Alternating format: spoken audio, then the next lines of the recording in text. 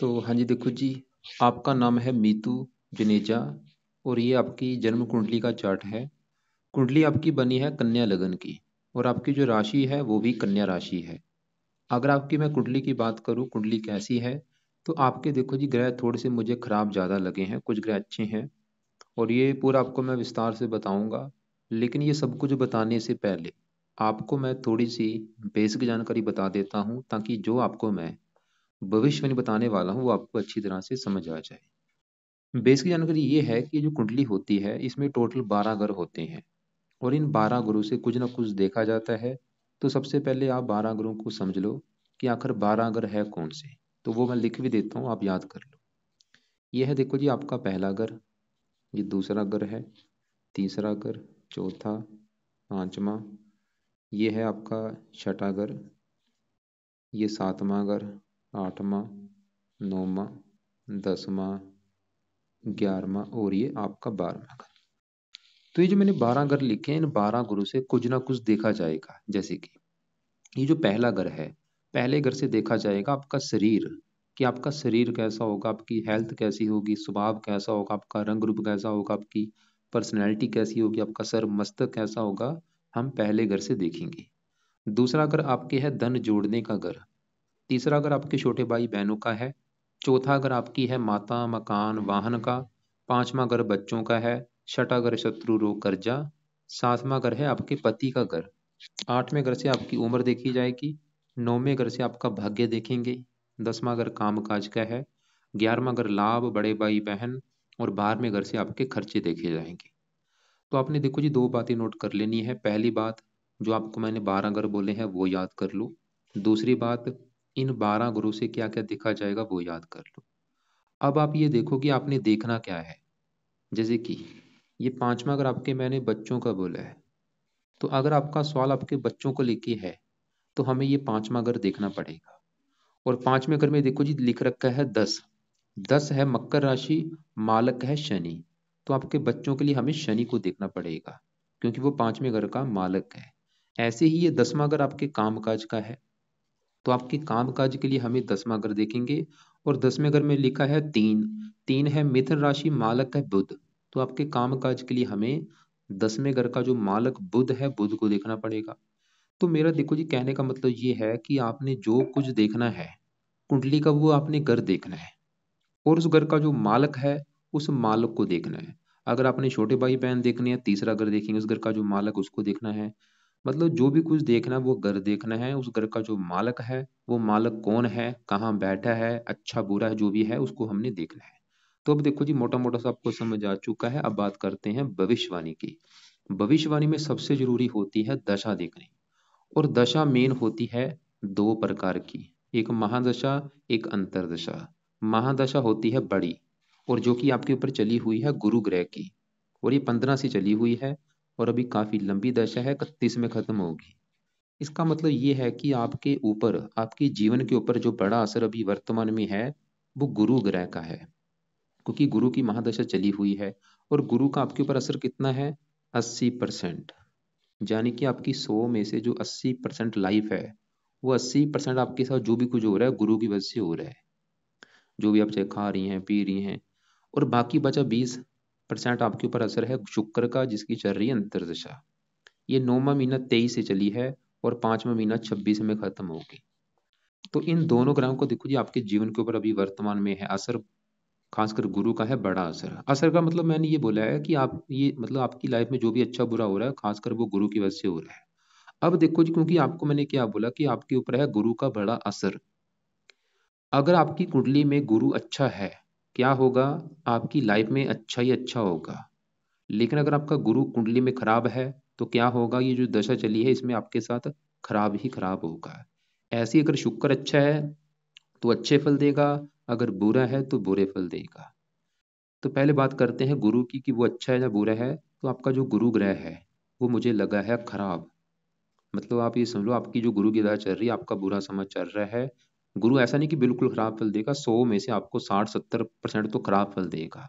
थोड़े बहुत अच्छे फल देगा 30-40%, लेकिन ज्यादा आपको खराब फल देगा। तो खराब है क्यों, क्या खराब फल देगा। तो गुरु देखो जी आपका यहाँ पे बैठा है, 12वें घर में, जो कि मैंने सबसे पहले आपको घर याद करने के लिए बोला था। तो गुरु आपका कहाँ बैठा है? 12वें घर में।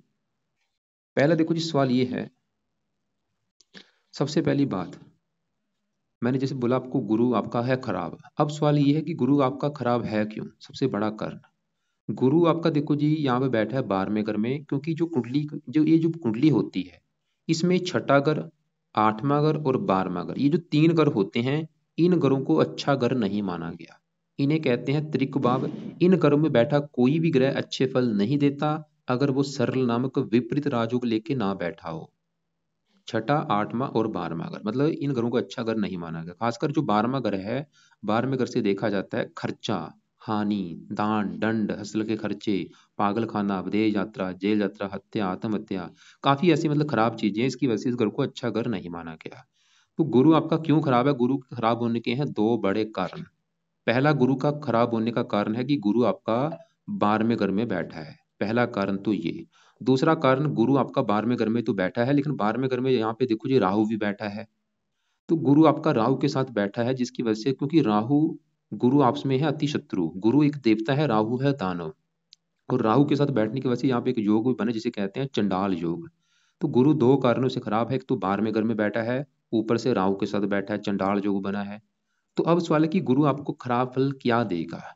गुरु देखो जी जिन ग्रहों का है मालक, उन ग्रहों से रिलेटेड आपको खराब फल देगा। जैसे कि गुरु इस कुंडली में दो ग्रहों का है मालक, वो दो ग्रह कौन से हैं? एक तो गुरु इस घर का मालक है 7वें घर का, और 7वां घर है आपके पति का घर। जैसे कि आपको मैंने पहले बोला था 12 घरों से कुछ ना कुछ देखा जाएगा, जैसे कि तीसरा घर छोटे भाई बहन, चौथा घर माता, 5वां घर बच्चों का, ऐसी 7वां घर आपके पति का घर है, कि आपका भाई पति कैसा होगा, पति का सुख मिलेगा या नहीं, हमें 7वां घर देखना पड़ेगा। और 7वें घर में क्या लिखा है? 12, जो कि है मीन राशि, मालक कौन बना? गुरु। तो आपके पति के लिए 7वें घर के मालक गुरु को देखना पड़ेगा। और गुरु क्योंकि 12वें घर में चला गया, एक तो 12वें घर में ऊपर से राहु के साथ बैठा, एक खराब योग बना गुरु की वजह से, विवाह भंग योग। गुरु ये दिखा रहा है कि आपको विवाह संबंधी दिक्कतें पैदा होंगी। क्या दिक्कतें होंगी? जहाँ तो आपका जो विवाह है वो काफी देरी से होगा, या अगर आपका विवाह हो भी जाता है तो आपको पति संबंधी दिक्कतें पैदा होंगी। वो दिक्कतें क्या होंगी? जहाँ तो आपकी पति से बनेगी नहीं, या पति से आपके लड़ाई झगड़े होते रहेंगे, या पति के लाइफ में कोई कष्ट आएगा। मतलब पति के मामले में गुरु आपको खराब फल देगा, मतलब आपका जो वैवाहिक जीवन है वो सही नहीं होगा। वैवाहिक जीवन को लेकर आपको दिक्कतें पता कर देगा, क्योंकि गुरु 7वें घर का मालक है, पति घर का। इसके अलावा गुरु देखो जी मैंने आपको बोला था दो घरों का मालक है, ये इस चौथे घर का भी मालक है। चौथा घर है आपकी, चौथे घर से काफी चीजें देखी जाती हैं, जैसे कि चौथा घर आपकी माता का घर है, कि माता कैसी होगी। चौथा घर मकान का, मकान कैसा होगा, भूमि जमीन जायदाद नौकर चाकर, ये हम चौथे घर से देखेंगे। और चौथे घर में लिखा है 9, जो कि धनु राशि है, इसका भी मालक गुरु होता है। तो चौथा घर होता है सुख, सुखहीन योग बना, आपके सुखों में कमी कर देगा। सुखहीन योग मतलब आपको लाइफ में माता संबंधी भी दिक्कतें पैदा कर देगा। अभी जो गुरु की दशा है, इसमें माता संबंधी कोई ना कोई दिक्कतें परेशानियां चिंता, मकान संबंधी दिक्कतें परेशानियां, वाहन संबंधी भूमि जमीन जायदाद, इनको लेकर दिक्कतें परेशानियां पैदा कर देगा। और गुरु देखो जी 12वां घर खर्चे का, खर्चे बढ़ा देगा। कई बार नींद में कमी करता है, मानसिक चिंता, क्योंकि इसकी दृष्टियां भी हैं, 5वीं यहाँ पे, 7वीं यहाँ पे, 9वीं यहाँ पे। कुछ थोड़े बहुत अच्छे फल देगा, जैसे कि कई बार धार्मिक बनाता है, परोपकारी बनाता है। मतलब अगर आपने गुरु को सही कर लिया, देखो जी फायदे क्या होंगे। सबसे बड़ा फायदा जो आपकी गुरु की दशा चली है, क्योंकि इसका जीवन के ऊपर बड़ा असर है। ये तो आपको मैंने थोड़े बहुत ही बुरे फल बोले, और भी काफी चीजें हैं बताने के लिए, क्योंकि अभी सभी ग्रहों को मैंने कवर करना है, आपको सिर्फ मैं मोटा मोटा सा बता रहा हूँ। तो मेन आपको मैं इसके उपाय ज्यादा बताऊंगा। तो गुरु को अगर सही कर लिया, आपको देखो जी हजारों फायदे होंगे। पति के लिए अच्छा होगा, क्योंकि पति घर का मालक है, पति को बेनिफिट होगा। आपको माता मकान वाहन के लिए अच्छा होगा, आपकी खुद की हेल्थ अच्छी होगी, मानसिक रोगों से बचेंगी, खर्चे से बचेंगे, हजारों फायदे।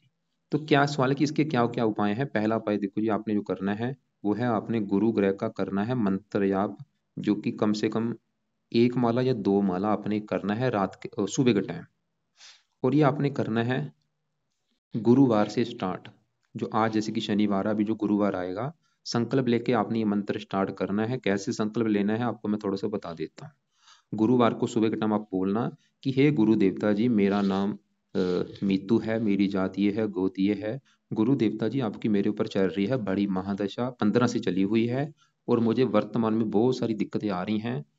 और आप मेरी कुंडली के साथ में करके मालक का पति करके, चौथे घर के मालक है माता मकान वाहन के घर के। मैं चाहती हूँ कि मुझे माता मकान वाहन भूमि जमीन जायदाद इनको लेके कोई दिक्कतें ना आए, पति संबंधी कोई दिक्कतें ना आए, पति से लड़ाई झगड़े ना हो। इसके अलावा और भी आपके जो भी बुरे फल मुझे मिल रहे हैं वो मुझे ना मिले। इसलिए हे गुरु देवता जी, मैं आपको प्रसन्न करने के लिए आपका रोजाना मंत्र याप किया करूंगी। तो चाहे आप एक माला कर लो, चाहे दो कर लो, तीन कर लो, आपकी मर्जी है। कम से कम एक माला तो आपने जरूर करना है। दूसरा पाए, आप गुरु कवच का एक पाठ होता है, ऊपरला वाला है तो मंत्र, मंत्र ये मंत्र है, ये कवच ये पाठ होता है। देखो पाठ होता है बोल के किया जाता है। तो आपने देखो जी, गुरु कवच का पाठ जो कि सिर्फ 2 मिनट का पाठ, अगर ये पाठ आप पढ़ेंगे 2 मिनट आपके ओनली लगेंगे। तो इसलिए कोशिश करो ये पाठ आप सुबह के टाइम 2-3 पाठ इसको पढ़ा करो। मतलब एक पार्ट इसको पढ़ लिया, दोबारा फिर पढ़ लो, फिर पढ़ लो, ऐसे तीन कम से कम बोला है। बाकी आपकी मर्जी, ज्यादा से ज्यादा आप कर सकती हैं। और ये पाठ है संस्कृत में, अगर तो संस्कृत आती है तो पाठ को पढ़ लिया करो, नहीं तो ऑडियो लगा के ये पाठ आप सुन सकती हैं। तीसरा पाए, अगर आप कर सकती हैं, मैं आपको फोर्स नहीं करूंगा, वो है आप गुरुवार का व्रत रख सकती हैं। गुरुवार का व्रत रखो, कथा करो, आरती करो। अगर आपको लगता है कि कभी व्रत तो रखा नहीं, चाहे आप रहने देना। अगर आपको लगता है कि रख सकती हूँ व्रत तो रखा करो, बहुत अच्छा होगा आपके लिए। गुरुवार को, हर गुरुवार को गुरुवार का व्रत रख लिया करो। तो आपको क्लियर हो चुका है। देखो जी, मैं फिर बोलूंगा, बताने को काफी चीज है, मोटा मोटा सा कवर करूंगा। तो गुरु आपको क्लियर हो जाएगा। जो बड़ी दाह चली है वो 12वें घर में है, राहु से पीड़ित है, चंडाल योग बना है। अब आगे बढ़ते हैं, आपके ऊपर चल रही है शुक्र की अंतरदशा, और ये अभी चली देखो, 29 तारीख, 9वां महीना 23 से चली है। पिछले महीने स्टार्ट हुई है, ये 10वां महीना है। मतलब कितने दिन हुए हैं, 20 दिन हो चुके हैं ये दशा चली है। और अभी देखो ये 5वां महीना 26 में खत्म होगी। तो सवाल है कि जो शुक्र की दशा भी आपकी चली है पिछले 20 दिन से, वो अच्छी जाएगी या बुरी जाएगी। तो नेगेटिव बात है, शुक्र भी देखो जी, सही बताऊं तो ये भी आपका मुझे खराब है। क्योंकि शुक्र आपका, जैसे मैंने बोला था, ये छठा आठवां 12वां घर अच्छे घर नहीं होते। तो शुक्र कहाँ बैठा है, कुंडली के 8वें घर में। और 8वां घर तो सबसे बड़े लेवल पे खराब घर होता है। क्योंकि 8वें घर से हम देखते हैं आयु, मृत्यु, मृत्युतुल्य कष्ट, लंबी बीमारी, दुर्घटना, गुप्त रोग, गुप्त विद्या, ससुराल की स्थिति, गरीबी, रुकावटें, ये चीजें हम 8वें घर से देखते हैं। तो शुक्र खराब क्यों मैंने बोला है, 2-3 कारण है। एक तो शुक्र आपका 8वें घर में, जो कि खराब ग्रह है। ऊपर से ये शुक्र 8वें घर में जहां बैठा है, ये जो एक लिखा है, ये मंगल का ग्रह है, जो कि शुक्र का शत्रु है। इसके अलावा शुक्र के ऊपर पड़ रही है राहु की दृष्टि, पापी ग्रह से पीड़ित भी है। तो सवाल है कि शुक्र क्या खराब फल देगा। शुक्र भी इस कुंडली में 2 घरों का है मालक। वो 2 घर कौन से हैं, शुक्र एक तो इस घर का मालक है 9वें घर का, और 9वें घर से देखा जाता है भाग्य। अगर आपका भाग्य देखना है, 9वें घर को देखना पड़ेगा। और 9वें घर में क्या लिखा है, 2, जो कि है वृष राशि, मालक है शुक्र। तो भाग्येश कौन बना, शुक्र। 8वें घर में जाने की वजह से भाग्य भंग योग बना है। शुक्र ये दिखा रहा है कि आपका भाग्य आपका साथ नहीं देगा, आपको भाग्योदय संबंधी दिक्कतें आएंगी। खासकर अभी शुक्र की दशा में भाग्योदय संबंधी दिक्कतें ज्यादा आएंगी, इसमें तो आपका भाग्य साथ देगा नहीं। इसके अलावा शुक्र इस घर का भी मालक है, दूसरे घर का। और दूसरा घर होता है धन जोड़ने का घर। इसके अलावा दूसरा घर परिवार का है और वाणी का। तो धन जोड़ने का दूसरा घर है, और दूसरे घर में लिखा है 7, जो कि तुला राशि है, मालक शुक्र। तो शुक्र की वजह से एक खराब योग बना, जिसे कहते हैं धनहीन योग। मतलब शुक्र ये दिखा रहा है कि आपको धन संबंधी भी दिक्कतें आएंगी, खासकर धन जोड़ने में दिक्कतें आएंगी। अभी शुक्र की दशा में क्या होगा, आपका जो धन है वो खर्च होगा। कहाँ पे खर्च होगा, आपको आपकी बीमारी के ऊपर खर्च होगा, या आपके दुश्मनों के द्वारा आपकी धन की हानि होगी। खासकर शुक्र आपका धन खर्च करेगा किसी ना किसी कारणों से। खासकर देखो जी, शुक्र जहाँ बैठा 8वें घर से, मैंने बोला था 8वें घर से हम क्या देखते हैं, गुप्त रोग भी देखते हैं। और शुक्र है गुप्त अंगों का कारक। मतलब अभी जो शुक्र की दशा चली है, ये आपको कोई गुप्त रोग भी दे सकता है। अभी ये दशा चली है, इसमें आपके गुप्त रोग होने के भी योग है। वो गुप्त रोग कौन सा, जैसे कि आपको पेशाब में जो शक्कर की बीमारी होती है, डायबिटीज वगैरह, या प्रमेह, मधुमेह, बवासीर, या बच्चेदानी हो गया। मतलब जो गुप्त अंग होते हैं, उनमें से आपको कोई गुप्त रोग हो सकता है। और इसके अलावा शुक्र देखो जो गुप्त शत्रु आपके बढ़ा देगा। मतलब ये शुक्र के बुरे फल आपको अभी दशा में मिलेंगे। मतलब आपकी हेल्थ को खराब कर देगा, भाग्य की हानि, धन संबंधी, ये मतलब बुरे फल ऐसा नहीं कि अभी दे रहा है, ये बुरे फल आपको पहले भी दे रहा था। अब देखो, सभी ग्रहों का असर अभी भी आपके ऊपर है, लेकिन इन ग्रहों का जो असर है वो बस दशा में कई गुना बढ़ जाता है। मतलब शुक्र आपका बुरा पहले भी था, वो 10 साल पहले भी बुरा था, 20 साल पहले भी बुरा था, लेकिन बस अभी दशा में थोड़े से बुरे फल, जो बुरे फल इतने थे पहले, वो बुरे फल इतने हो जाएंगे, बढ़ जाएंगे बस। तो सवाल है कि शुक्र के भाई क्या उपाय किए जाए, जाकि आपने वैसे अच्छा किया कुंडली बना ली, क्योंकि अगर आप शुक्र के उपाय करेंगे फिर तो आपको बुरे फल नहीं मिलेंगे। तो शुक्र के सवाल है कि क्या आप उपाय करें। तो पहला उपाय देखो जो जरूरी है बेस्ट, वो है आपने शुक्र कवच का पाठ करना है। कवच क्या करेगा, रक्षा का काम करेगा। देखो सुनने से लग रहा है कवच, शरीर का कवच का काम करेगा ये। तो कम से कम देखो जी कोशिश करो 3-4 कवच के पाठ सुबह के टाइम आपने पढ़ने हैं। चाहे तो पढ़ लिया करो, चाहे ओडी लगा के पाठ आप सुन सकती हैं। दूसरा उपाय, शुक्र का आपने करना है मंत्र जाप, चाहे एक माला कर लो चाहे दो। सुबह के टाइम करना है रोजाना, और ये मंत्र कब तक करना है, जब तक आपकी दशा है। तो ये दो आपने उपाय तो करने ही करने हैं। और तीसरा उपाय है कि आप हर शुक्रवार को शुक्र की वस्तुओं का दान कर दिया करो। और ये दान क्या होता है मैं आपको वीडियो लग से भेज दूंगा। तो पहला उपाय कब्ज का पाठ, दूसरा शुक्र का मंत्र जाप, और तीसरा दान बोला है। एक चौथा उपाय भी आपको बता देता हूँ, अगर आप कर सकते हैं वो कर लेना। वो है आप, शुक्र की देवी होती है माता लक्ष्मी जी। तो आप माता लक्ष्मी जी की कोई पूजा उपासना कर सकती हैं। जब माता लक्ष्मी जी के मंदिर आप माथा टेकने जाया करो। तो हमने क्या देखा, मतलब दोनों ग्रहों की जो दशा है वो समय आपका अच्छा नहीं है। अब देखो जी आपके करते हैं दूसरे ग्रहों की भी बात। क्योंकि आपका जैसे मैंने बोला था गुरु जो है वो खराब क्यों है, एक तो वो 12वें घर में है, ऊपर से वो राहु के साथ बैठा है। अब आपके मैं पहले राहु की बात करता हूँ। और आपका देखो जी राहु मुझे सबसे ज्यादा खराब लगा है, मतलब आपकी कुंडली में सबसे बड़े लेवल ग्रह खराब कौन सा है, राहु है। और ये खराब इसकी दशा वैसे देखो जी ये 15 से चली है गुरु की दशा, इससे पहले आपके ऊपर राहु की दशा थी 18 सालों से। मतलब वो भी समय आपका काफी दिक्कतों भरा होगा। तो राहु देखो जी सवाल है कि खराब क्यों है, वो 2-3 कारणों से खराब है। एक तो राहु जहाँ बैठा 12वें घर में, क्योंकि राहु जब भी 12वें घर में होता है अच्छा नहीं माना गया। और एक तो ये 12वें घर में, ऊपर से ये जो 12वें घर में 5 लिखा है, ये सिंह राशि सूर्य के घर में बैठा है। आपको मैं एग्जाम्पल समझाता हूँ। मान लो आपका घर है और आपके घर में कोई दुश्मन आके बैठ जाए। वो दुश्मन आपके घर का क्या करेगा, नुकसान कर देगा। वो आपके घर में पड़ा टीवी तोड़ देगा, फ्रिज तोड़ देगा। वो काम यहाँ पे राहु कर रहा है। ये जहाँ बैठा है 12वें घर में, ये सूर्य का घर है, सूर्य इसका शत्रु है। तो राहु 12वें घर का कर देगा सत्यानाश। और 12वें घर में जो साथ में गुरु बैठा है, राहु के साथ गुरु चंडाल युग बना है, और राहु के साथ यहाँ पे मंगल बैठा है, अंगारक दोष बना। मतलब राहु ने बुरी तरह से मंगल को खराब कर रखा है, गुरु को खराब रखा है। तो राहु 12वें घर में बैठ के खर्चे बढ़ाता है, नींद में कमी करता है, बहुत सारी दिक्कतें पैदा करता है। और इसके अलावा इसकी 3 दृष्टियां होती हैं। 5वीं दृष्टि पड़ेगी चौथे घर के ऊपर, यहाँ पे देखो 9 लिखा, धनु राशि जो कि राहु की नीच राशि, चौथे घर की हानि कर देगा। आपको लाइफ में माता मकान वाहन संबंधी दिक्कतें कोई ना कोई लगी रहेंगी। छठे घर को देखा शत्रु बढ़ा देगा, 8वें घर को देख स्ट्रगल कराएगा। राहु का भी सही होना आपके लिए बहुत जरूरी है, क्योंकि जैसे मैंने बोला गुरु को ज्यादा खराब कर रहा है राहु। तो सवाल है कि भाई राहु के क्या उपाय करें। आपके पास देखो जी 2 समय है, एक तो सुबह का समय है, एक रात का। मतलब जो उपाय मैं बताऊंगा कुछ है सुबह के टाइम, कुछ है रात के समय। अभी जो गुरु के या शुक्र के आपको मैंने उपाय बोले हैं, ये दोनों सुबह के टाइम करने हैं। अभी जो राहु के उपाय बताने वाला वो आपने करने हैं रात के समय।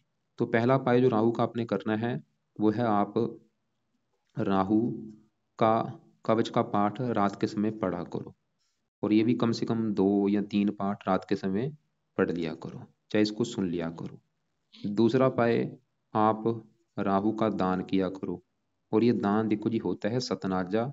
ये दान आप चाहे तो रोजाना कर लो, अगर आपको लगता है रोजाना कर सकते हो रोजाना करो, या हफ्ते में 3-4 दिन ये दान कर दिया करो। ये दान कैसे करना, किसको करना, आपको मैं वीडियो अलग से भेज दूंगा।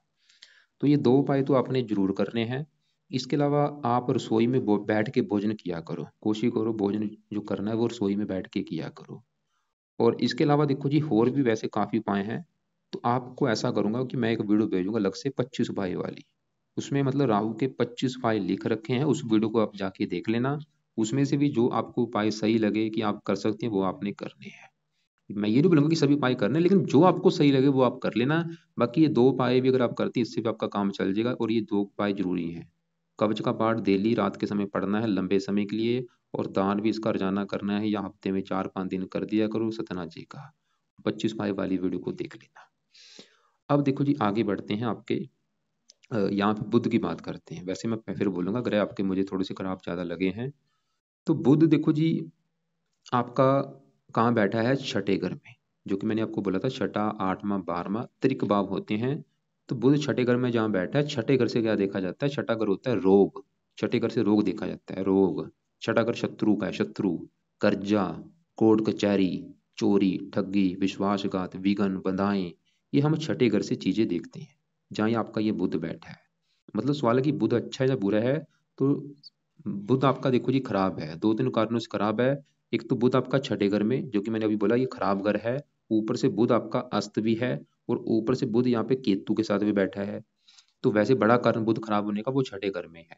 और बुध क्या खराब फल देगा? बुध जिन घरों का है मालक, बुध भी इस कुंडली में दो घरों का मालक है। वो दो घर कौन से हैं? एक तो बुध आपके इस घर का मालक है 10वें घर का। 10वें घर से देखो जी चार चीजें देखी जाती हैं। जो 10वां घर है, चार चीजें कौन सी? 10वां घर है एक तो आपके काम काज का घर, ये आपके पिता का भी घर है। सरकार भी यहाँ से देखी जाती है, और मान प्रतिष्ठा। तो बुध क्योंकि दसवें दसवें ये 10वें घर में लिखा है तीन, तीन है मिथुन राशि मालक बना है बुध। तो 10वें घर का मालक बुध जो कि छठे घर में चला गया, राजभंग योग बना। बुध ये दिखा रहा है कि आपको काम काज में भी दिक्कतें आएंगी, पिता संबंधी कोई ना कोई दिक्कतें, सरकारी कामों में दिक्कतें आएंगी। और बुध देखो जी इस पहले घर का मालक है, जो कि सबसे मेन घर है। पहला घर क्यों मेन है भाई? जैसे कि सातवां घर किसका है? पति का, आपके का। पांचवा घर आपके बच्चों का, चौथा घर आपकी माता, तीसरा घर आपके छोटे भाई बहन। ऐसे ही जो पहला घर है ये आपका घर है कि आप कैसी होंगी, आपका रंग रूप कैसा होगा, आपकी पर्सनैलिटी कैसी होगी, आपका शरीर कैसा होगा, हमें पहला घर देखना पड़ेगा। और पहले घर में क्या लिखा है? 6, जो कि कन्या राशि है। मालक कौन बना? बुध। मतलब बुध इस पहले घर का मालक है, जो कि पहला घर शरीर है आपका। देखो गौर से समझो, शरीर उठ के चला गया छठे घर में। छठे घर से क्या देखते हैं? रोग। मतलब शरीर ही आपका रोग के घर में बैठा है, क्या होगा? आपको रोगी बनाएगा। और रोग कौन सा? बुध से जुड़ा रोग। बुध है आपको दिमागी रोग दे सकता है, मानसिक रोग दे सकता है, त्वचा संबंधी भी कई बार रोग देता है। और देखो छठा घर कर्जे का भी, आपको कर्जदार भी बना सकता है, शत्रु बढ़ा सकता है आपके, खासकर बुध की दशा में। बुध की दशा में हेल्थ ज्यादा खराब होगी, क्योंकि ये लग्नेश है। देखो जी लग्नेश है और लगन दोष बना है। लगन दोष की वजह से क्या होता है? लाइफ में स्ट्रगल करना पड़ता है, दिक्कतें परेशानियां। शरीर अगर अच्छा होता है, ऐसे बंदों की हेल्थ अच्छी होती है। शरीर ही आपका रोग के घर में बैठा है तो रोग तो देगा ही। रोग भी दो प्रकार के होते हैं, मानसिक रोग, शरीर के रोग। तो दोनों रोग आपको देगा। तो बुध आपको समझ आ रही है मैंने क्या बोला है? बुध एक तो 10वें घर का मालक है, 10वें घर के रिगार्डिंग खराब फल। और पहले घर का मालक है, पहले घर के रिगार्डिंग खराब फल। यानी कि आप ये लिख लो, ये जो चीजें मैं बता रहा हूँ पेन कॉपी लेके बाद में लिख लेना। कि आप अगर बुध को सही कर लेते हैं, लिख लो कि अगर आपने बुध को सही कर लिया फायदे क्या होंगे, नीचे आंसर लिखो। सबसे बड़ा फायदा, आपकी हेल्थ अच्छी हो जाएगी, आप रोगों से बचेंगी, आपको लाइफ में स्ट्रगल नहीं करना पड़ेगा, आपको काम काज में कोई दिक्कतें नहीं आएंगी, पिता संबंधी दिक्कतें नहीं आएंगी, आपको आपको आप कर्जे से बचेंगी, आप शत्रुओं से बचेंगी, हजारों फायदे होंगे। तो सवाल है कि बुध के लिए क्या करना है? खाली दो पाए बोलूंगा। पहला पाए, आप बुध का रोजाना मंत्र याप किया करो। और ये मंत्र चाहे एक माला कर लो, चाहे दो कर लो, चाहे तीन कर लो, वो आपकी मर्जी है। और ये सुबह के टाइम आपने करना है। दूसरा पाए, आप गणेश जी की पूजा उपासना किया करो। तो ये दोनों पाए देखो जी आपने करने हैं, लाजमी है। अब देखो जी आगे बढ़ते हैं। आपके यहाँ पे पहले हम इसकी बात कर लेते हैं चंद्रमा और शनि की। चंद्रमा देखो जी, ये जो मैंने आपको भी बोला था, ये पहला घर जो है आपका शरीर है। शरीर का मालक कहाँ बैठा है? बुध को। वो तो हमने देख लिया बुध को, जो शरीर का मालक है। लेकिन आपके शरीर के लिए पहले घर में चंद्रमा और शनि बैठे हैं, इनको भी देखना पड़ेगा कि आपके शरीर के लिए कैसे हैं। तो पहले घर में चंद्रमा की बात करूं, चंद्रमा देखो जी बैठा तो पहले घर में, लेकिन वो इस घर का मालक है 11वें घर का। 11वां घर है लाभ, बड़े भाई बहन, इच्छा पूर्ति। सवाल है कि चंद्रमा अच्छा है या बुरा है? तो चंद्रमा देखो जी आपका वैसे तो अच्छा है, लेकिन उसके थोड़े से वो आपको बुरे फल भी देगा। मतलब आपको चंद्रमा अच्छे फल भी देगा और बुरे फल भी देगा। तो हाँ जी, मैं बात कर रहा था चंद्रमा की। चंद्रमा, चंद्रमा देखो जी पहले घर में बैठा है शरीर के ऊपर। चंद्रमा जैसे मैंने बोला था, वैसे तो वो अच्छा था, लेकिन थोड़े से अच्छे वो आपको बुरे फल देगा। वो क्या देगा? चंद्रमा एक, चंद्रमा जब भी शनि के साथ बैठता है एक योग बनता है जिसे कहते हैं विष योग। वो यहाँ पे देखो जी पहले घर में बना हुआ है। चंद्रमा मतलब शनि दोनों एक साथ बैठे हैं पहले घर में, इसे कहते हैं विष योग। ये देखो सुनने से लग रहा है विष। तो इनका क्या नुकसान होगा, इनके क्या फायदे होंगे, पहले मैं बताता हूँ। यहाँ पे देखो जी शनि की अगर बात करें, शनि भी आपको अच्छे फल भी देगा, बुरे फल भी। शनि बैठा तो पहले घर में है, लेकिन शनि इस कुंडली में भी दो घरों का मालक है। एक तो शनि इस 5वें घर का मालक है, और 5वां घर है आपके बच्चों का घर, आपकी पढ़ाई और आपकी बुद्धि। इसके लिए हमें 5वां घर देखना पड़ेगा। और 5वें घर में 10 लिखा है, मकर राशि मालक शनि। मतलब 5वां घर संतान, संतान सर के ऊपर बैठी शनि दिखा रहा है कि संतान का वैसे सुख अच्छा है।